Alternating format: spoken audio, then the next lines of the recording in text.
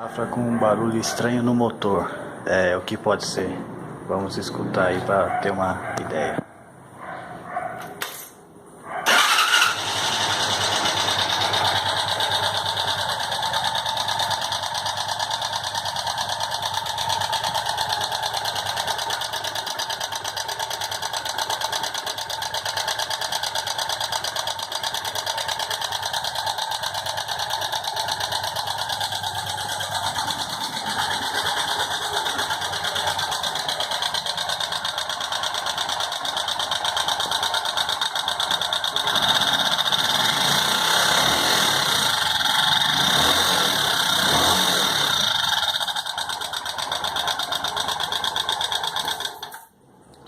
Bom, como vocês podem ter observado, a moto não está fumando, foi regulado válvula, foi feito todas as regulagens direitinho, e o problema ele persiste ainda nessa bateria.